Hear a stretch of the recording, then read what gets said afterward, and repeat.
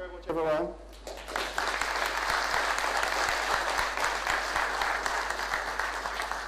Thanks, Don, and good evening, everybody. It is following Don's presentation. I want to just share some of the numbers that you would have seen coming out.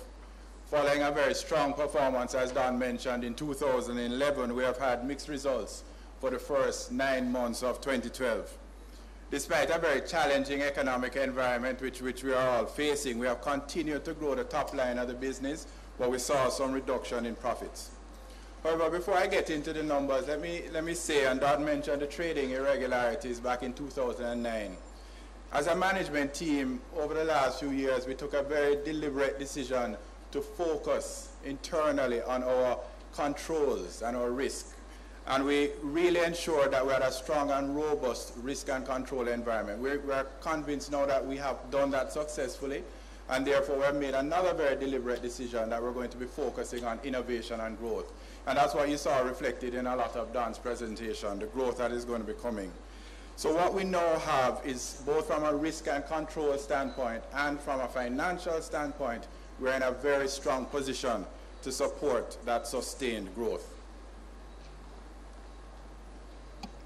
So let me just do a quick recap of 2011. You'll see that for 2011, all our financial indicators moved in a positive direction. We saw revenue growing 5% and profit 22%. This resulted in improved profit margins, and we improved our ROE to just under 10%. But as you see, it's still a far way to go from our target. The group continues to focus on managing our costs very effectively and improving our margins. And very importantly, our financial strength continues to be very good. Our equity grew just over 10% to just under $30 billion. And as you see, our assets have now surpassed the $100 billion mark. So the group continues to be very strong. In terms of more up-to-date information, our 9 months results to September 2012, you'll see that in this case we have continued to grow the top line, but profits have declined. And there are a few reasons for this. One, we have seen some reduction in margins, particularly in our financial services division, where, especially on our investment side, our net interest margin, as interest rates earlier in the year continued to trend slightly down, we saw a squeezing of our net interest margin. We also saw our securities, less opportunities for securities trading, and that resulted in a reduction in securities trading gains versus 2011, where we saw some strong securities trading gains. In our retail segment as well, we have been very sensitive to the disposable income of our consumers and our customers, and we have had to manage the pricing very carefully, and sometimes have had to take reduced margins as a result of it. So pricing strategy and management is really very key for us, and that's going to be something we continue to focus on for the remainder of this year, but in 2013, because the economic environment is going to continue to be challenging in 2013. So pricing, how we price our goods, how we manage our margins will be very key for us.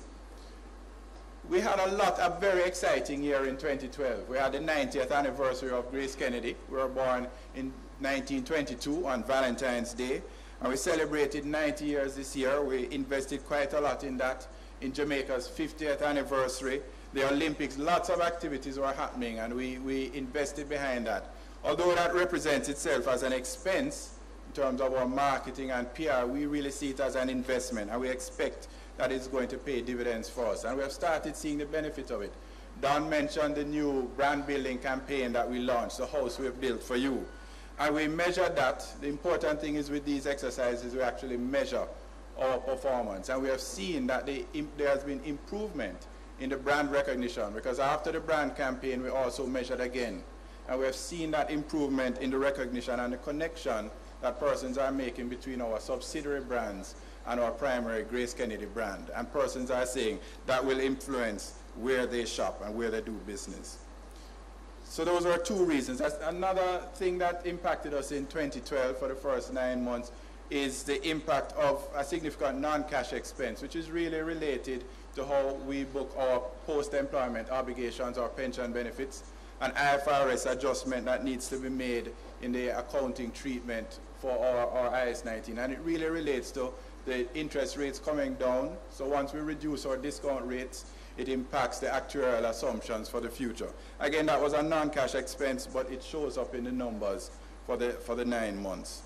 So that's what we have looked at on a high level. But let me break it down for you a little more in terms of the main segments that we operate in. First, our revenue. All our segments, we are happy to say, showed growth in revenue, with the exception of banking and investments, which, as you see, was flat. We already spoke about the reasons for that. The reduction in securities trading gains as a result of the market really didn't offer many opportunities for securities trading. But the good news in our banking and investment is that with First Global Bank, we have continued to see very strong growth in our loan portfolio. Our loan portfolio actually grew by about $2 billion year over year, or about 18% year over year in the bank. So we continue to see that strong growth. Despite the difficult global environment, we continue to see strong growth in our remittance business. There's been a lot of discussion about remittances in the media, but in our business, we continue to take market share in that segment, and we continue to see growth. As Don explained, we're actually in 8 territories in the Caribbean, not just in Jamaica, and in all 8 territories, we saw growth in our remittance business. Food is the lion's share, 66% of our revenues, and food contributed mainly to the revenue growth. That was growth both in our international business as well as our domestic food business.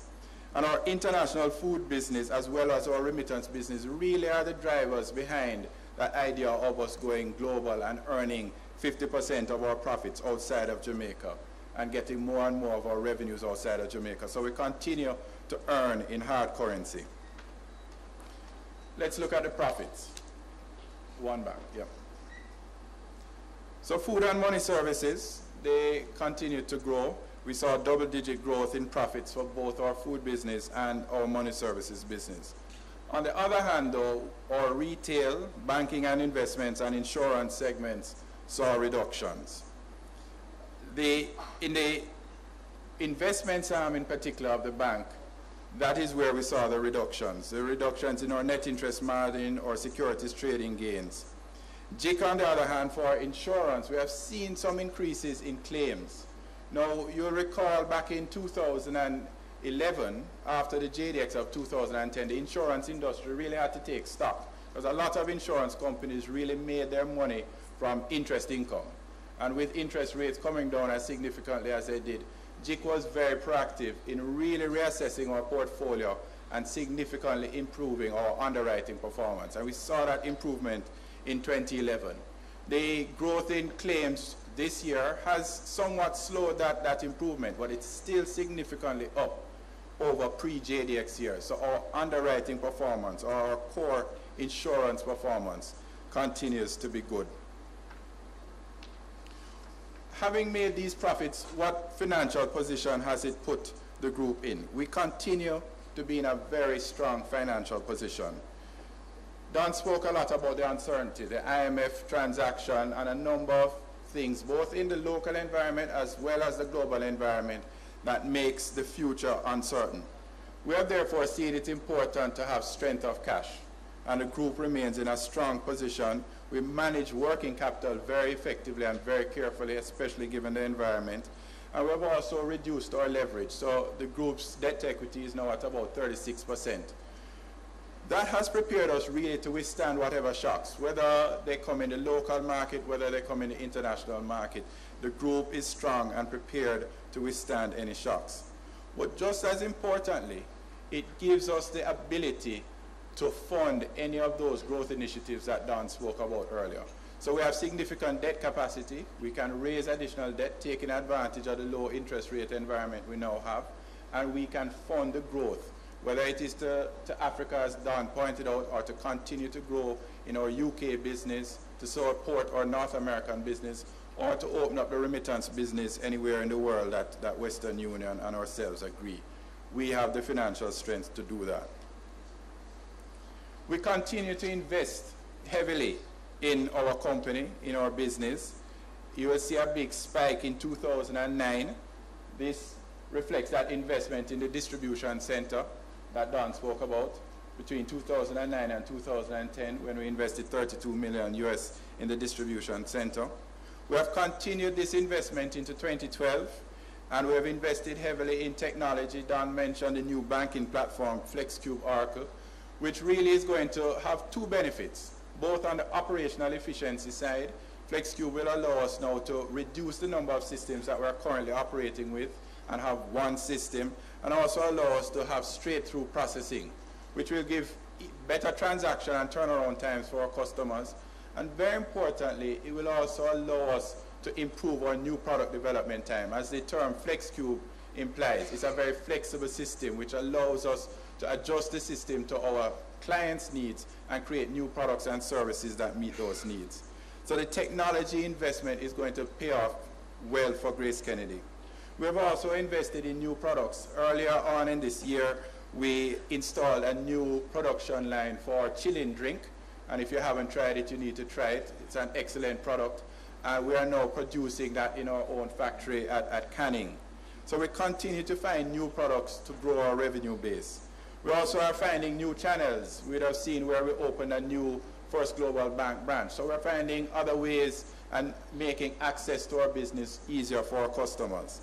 So these are some of the ways in which we are investing in the business. And going forward, we will continue to invest, particularly in technology, because we see technology as a key to improving our operational efficiency.